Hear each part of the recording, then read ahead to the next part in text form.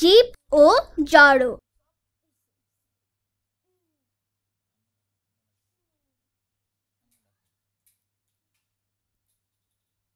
আমাদের চারপাশে আছে গাছপালা, পশু পাখি, ঘরবাড়ি, পুকুর, এরকম আরো অনেক কিছু। বিদ্যালয়ে শ্রেণীকক্ষে আমরা পড়াশোনা করি। এখানে আছে টেবিল, চেয়ার, বেঞ্চ, দরজা, জানালা ইত্যাদি।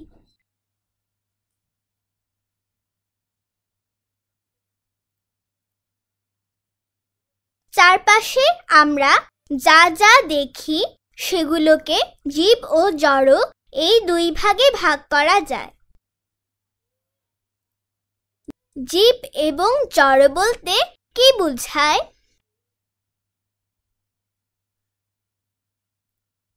কাজ। জীব ও জড়ের তালিকা তৈরি করো। কি করতে হবে? 1. নিচে দেখানো ছকের মতো তোমার খাতায় একটি ছক আঁকো। 2. তোমার শ্রেণীকক্ষের ভেতরে এবং বাইরে জীব এবং জড় লক্ষ্য করো। 3. যা যা দেখেছো সেগুলোকে জীব এবং জড় এই দুই ভাগে সাজিয়ে লেখো। 4. তোমার কাজ নিয়ে সহপাঠীদের সাথে আলোচনা করো।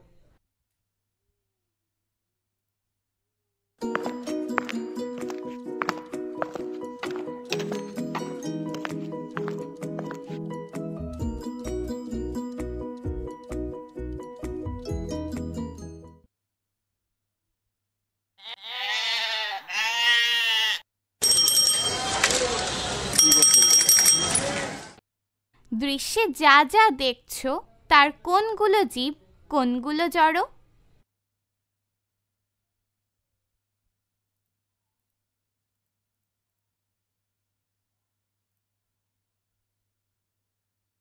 নিচের ছবিগুলো ভালোভাবে লক্ষ্য করি। জীব বৃদ্ধি পায়। জীব নিজের মতো নতুন জীবের জন্ম দেয়। জীব খাদ্য খায়। জীবের পানি প্রয়োজন।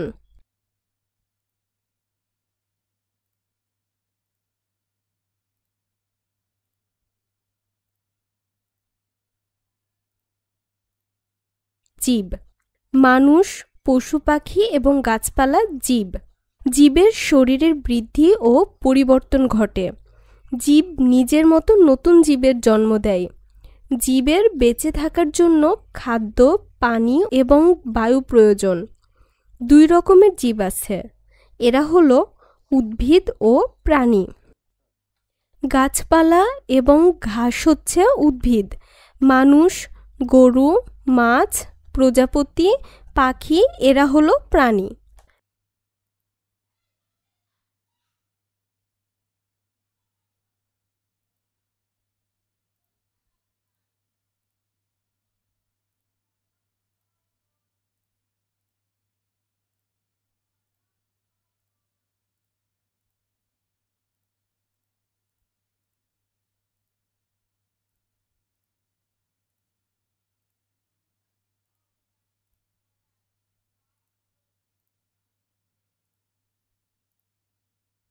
জড়। 1. স্ক্রিনে কি কি দেখা যাচ্ছে? 2. এগুলোর বৈশিষ্ট্যগুলো বলি। গাড়ি, চেয়ার, টেবিল এবং বই হলো জড়। বায়ু, পানি, মাটি এগুলোও জড়। জড় খাবার খায় না, পানি পান করে না, বৃদ্ধি পায় না। এরা নিজের মতো অন্য কোনো বস্তু তৈরি করতে পারে না। আলোচনা। জীব ও জড়ের মধ্যে পার্থক্য কি? 1. তোমার খাতায় নিচে দেখানো ছকের মতো একটি ছক তৈরি করো। 2. ছকে জীব ও জড়ের বৈশিষ্ট্যগুলো লেখো। 3. তোমার কাজ নিয়ে সহপাঠীদের সাথে আলোচনা করো। জীব বৃদ্ধি পায়, জড় বৃদ্ধি পায় না।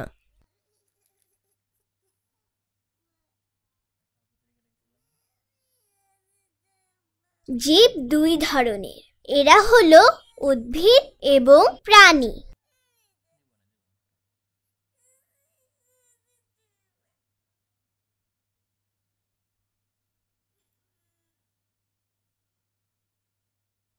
উদ্ভিদের মূল, কাণ্ড, শাখা প্রশাখা, পাতা ইত্যাদি আছে। উদ্ভিদ মূলের সাহায্যে মাটিতে আটকে থাকে। এক জায়গা থেকে অন্য জায়গায় চলাচল করতে পারে না। উদ্ভিদ দেখতে পায় না, শুনতে পায় না এবং গন্ধ নিতে পারে না। প্রাণীর মতো উদ্ভিদ খাবার খায় না। উদ্ভিদ নিজের খাদ্য নিজেই তৈরি করতে পারে।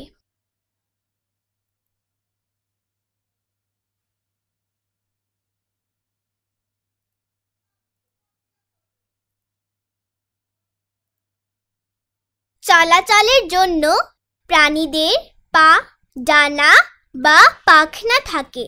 অধিকাংশ প্রাণী নিজের ইচ্ছামতো চলাচল করতে পারে। প্রাণীরা নিজেদের খাদ্য তৈরি করতে পারে না। প্রাণী খাদ্য হিসেবে উদ্ভিদ অথবা অন্য প্রাণী খেয়ে থাকে। প্রাণীদের চোখ, কান, নাক, মুখ ইত্যাদি আছে। এগুলো ব্যবহার করে প্রাণী দেখতে পায়, শুনতে পায় ও স্বাদ নিতে পারে।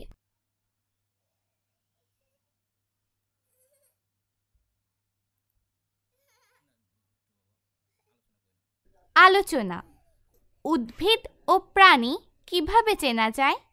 ১. ডান দিকে দেখানো ছকের মতো তোমার খাতায় একটি ছক তৈরি করো। ২. উদ্ভিদ এবং প্রাণীর বৈশিষ্ট্যগুলো ছকে লেখো। ৩. তোমার কাজ নিয়ে সহপাঠীদের সাথে আলোচনা করো।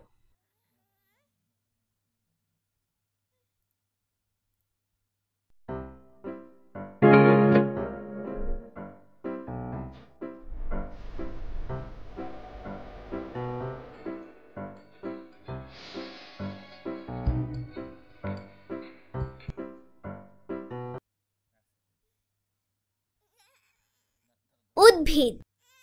আমাদের চারপাশে অসংখ্য উদ্ভিদ রয়েছে। উদ্ভিদের মূল, কাণ্ড ও পাতা থাকে। অনেক উদ্ভিদে ফুল ও ফল হয়। কোনো কোনো উদ্ভিদের কাণ্ডে শাখা প্রশাখা আছে। মানুষ উদ্ভিদ থেকে খাদ্য সংগ্রহ করে। পৃথিবীতে অনেক ধরনের উদ্ভিদ আছে।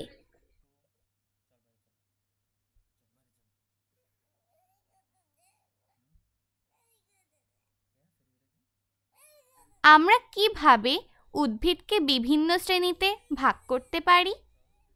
কাজ। বিভিন্ন ধরনের উদ্ভিদ: শাপলা, জবা, আম, মরিচ গাছ, ঢেঁকি শাক, ধান, মশ, ব্যাঙের ছাতা।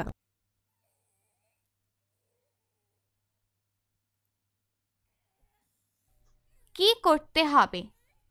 ১. নিচে দেখানো ছকের মতো করে তোমার খাতায় একটি ছক তৈরি করো। ২. ওপরের চিত্রের উদ্ভিদগুলোর বৈশিষ্ট্যগুলো ছকে লিপিবদ্ধ করো। ৩. তোমার কাজ নিয়ে সহপাঠীদের সাথে আলোচনা করো।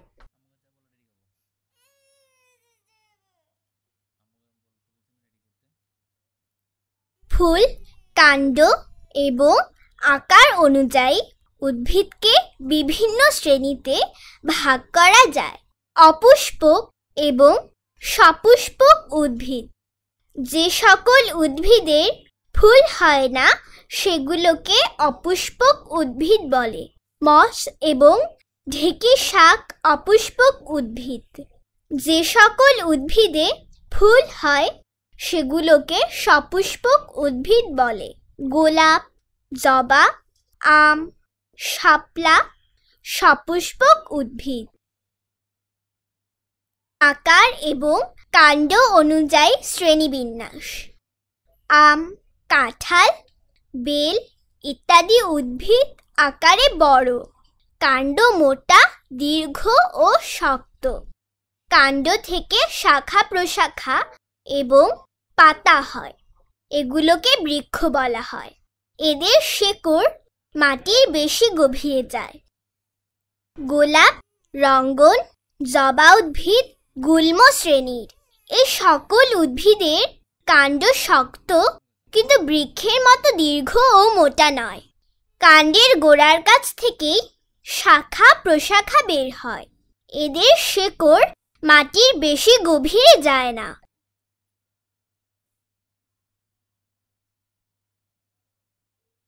ধান, সরিষা, মরিচ উদ্ভিদ বিরুৎ শ্রেণীর।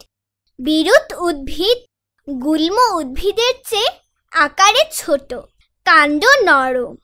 এদের শেকড় মাটির গভীরে যায় না। লাউ, কুমড়া, পুঁই শাকও এ শ্রেণীর উদ্ভিদ।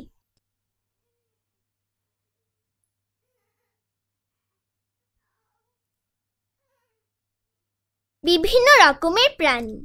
প্রাণীদের দুইটি দলে ভাগ করা যায়, অমেরুদণ্ডী ও মেরুদণ্ডী প্রাণী।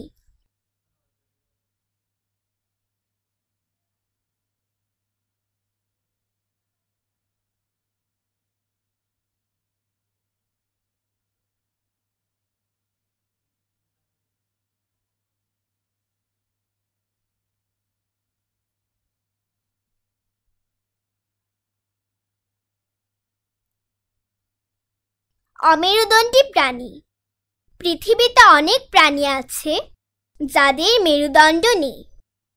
যে প্রাণীর মেরুদণ্ড নেই তাকে অমেরুদণ্ডী প্রাণী বলে।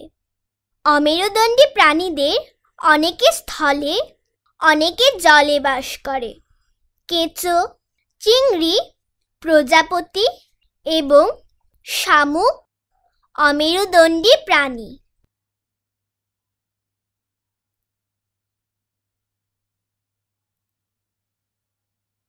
মেরুদণ্ডী প্রাণী।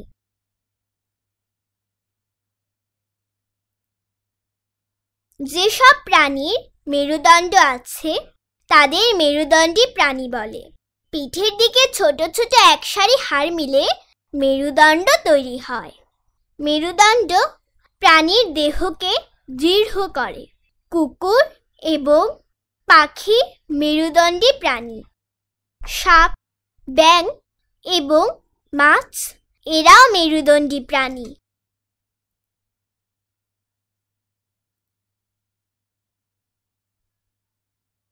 কোন প্রাণীর মেরুদণ্ড আছে? 1. ডান দিকের দেখানো ছকের মতো তোমার খাতায় একটি ছক তৈরি করো। 2. ছকে তোমার জানা অমেরুদণ্ডী ও মেরুদণ্ডী প্রাণীদের নাম লেখো।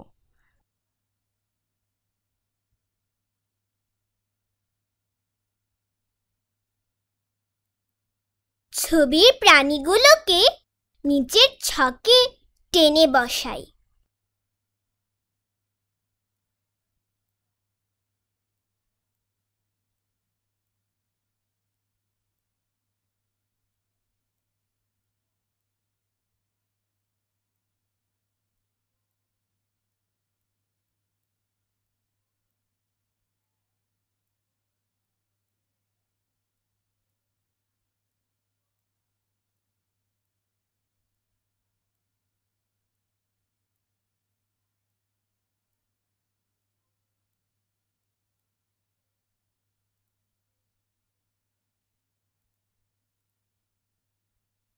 দুই, মেরুদণ্ডী প্রাণীর শ্রেণীবিন্যাস।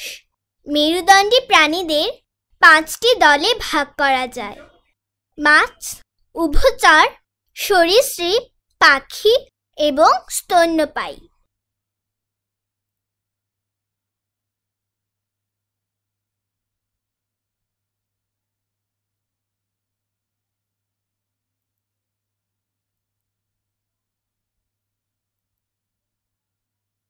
মাছ। মাছ মেরুদণ্ডী প্রাণী, পানিতে বাস করে। বেশিরভাগ মাছের দেহ আঁশে ঢাকা থাকে। পাখনা নেড়ে এরা পানিতে চলাচল করে।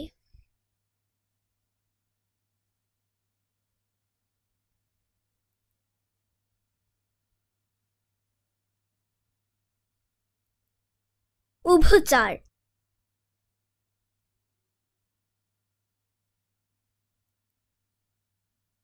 উভচর। ব্যাঙ একটি উভচর মেরুদণ্ডী প্রাণী। ব্যাঙ পানিতে ডিম পাড়ে। ব্যাঙের জীবন শুরু হয় পানিতে। শিশু ব্যাঙ বা ব্যাঙাচি পানিতে বাস করে, পরে বড় হয়ে স্থলে বাস করে।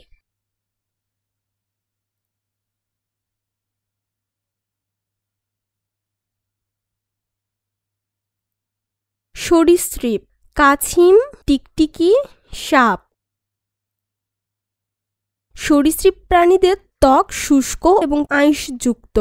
এরা স্থলে ডিম পাড়ে। কিছু সরীসৃপ জলে বা স্থলে বাস করে। এদের কেউ কেউ পায়ের সাহায্যে চলাচল করে, যেমন টিকটিকি। সাপ মাটিতে বুকে ভর দিয়ে চলে। কুমির জীবনের অনেকটা সময় পানিতে কাটায়। পালক, ডানা।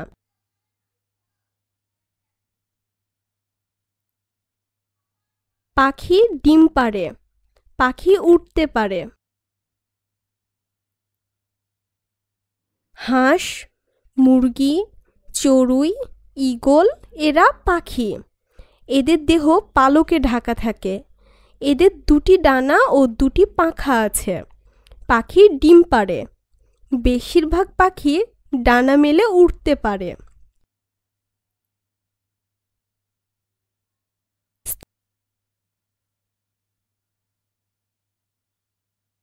আলোচনা: মেরুদণ্ডী প্রাণীর বৈশিষ্ট্য কি?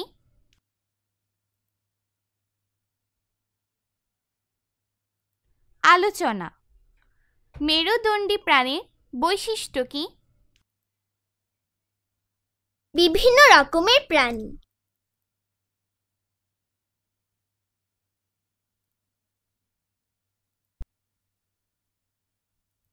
ছবির প্রাণীগুলো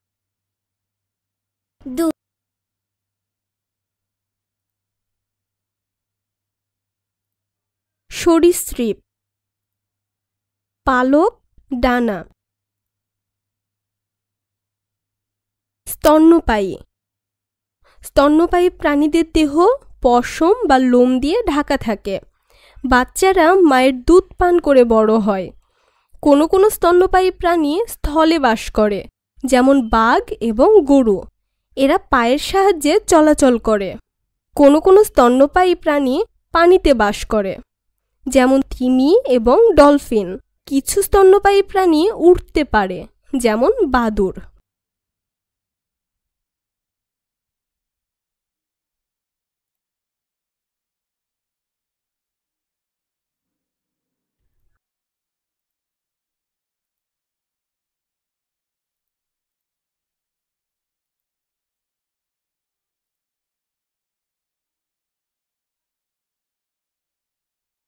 বেঁচে থাকার জন্য মানুষ ও অন্যান্য প্রাণীকে খাবার খেতে হয়। কোনো কোনো প্রাণী খাদ্য হিসেবে অন্য প্রাণীদের খায়। কিছু প্রাণী উদ্ভিদ, ফল এবং ঘাস খেয়ে থাকে।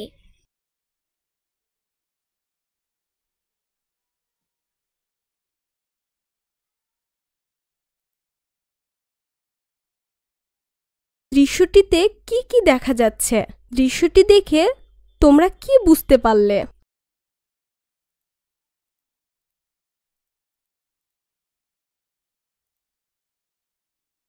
খাদ্য এবং খাদক। হরিণ, খরগোশ ও ছোট ছোট পাখি ঘাস এবং ফল খায়।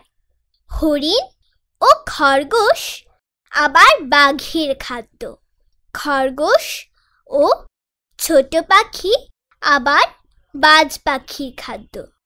এভাবে জীবজগতের সর্বত্রই খাদ্য এবং খাদকের মধ্যে সম্পর্ক রয়েছে।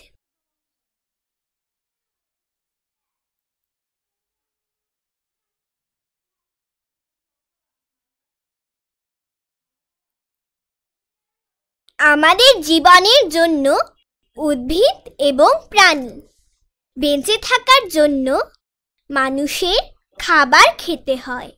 খাবার আসে উদ্ভিদ এবং প্রাণী থেকে।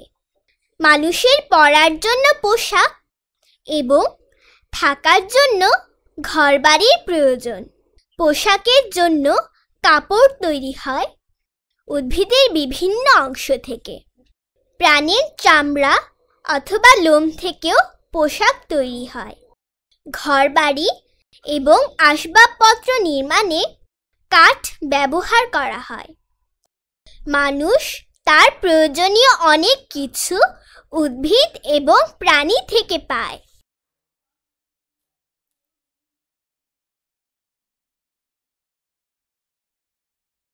আলোচনা। মানুষ কিভাবে উদ্ভিদ ও প্রাণীর উপর নির্ভরশীল? ১. উদ্ভিদ এবং প্রাণী থেকে তৈরি জিনিসপত্র এবং এদের ব্যবহার লেখো। ২. তোমার কাজ নিয়ে সহপাঠীদের সাথে আলোচনা করো।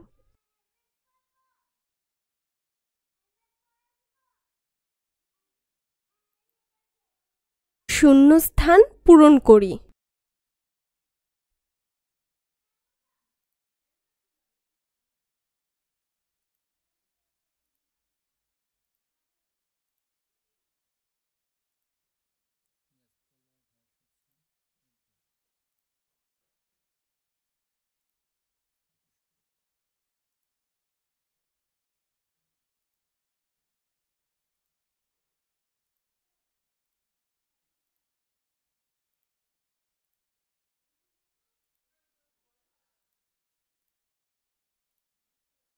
সঠিক উত্তরটিতে টিক চিহ্ন দাও।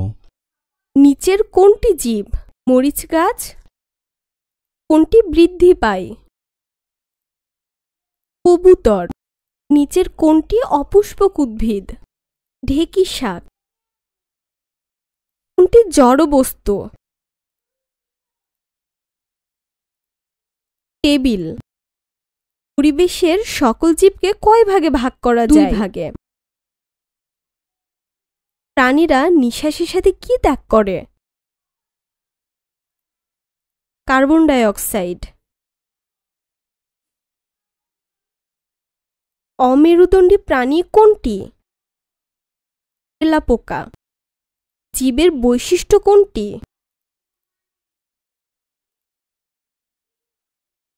একসময়ে মারা যায়। বাম পাশের শব্দের সঙ্গে ডান পাশের শব্দের মিল করো।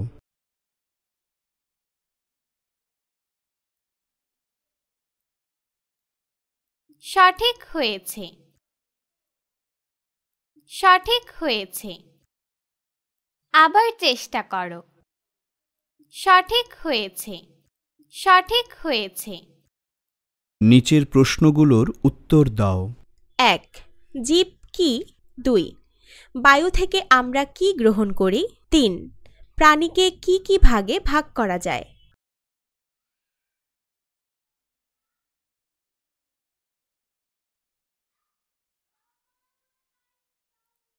যাদের জীবন আছে তাদের জীব বলে। অক্সিজেন। প্রাণীকে ২ ভাগে ভাগ করা যায়, যথা মেরুদণ্ডী প্রাণী ও অমেরুদণ্ডী প্রাণী। ৪. ২টি গুল্ম উদ্ভিদের নাম লেখো। গোলাপ ও লেবু। Carbon die oxide. ১. জীবের ৫টি বৈশিষ্ট্য লিখো। জীব খাবার খায়, জীব নড়াচড়া করে, জীব বংশবিস্তার করে, জীব ছোট থেকে বড় হয়, জীব একসময় মারা যায়।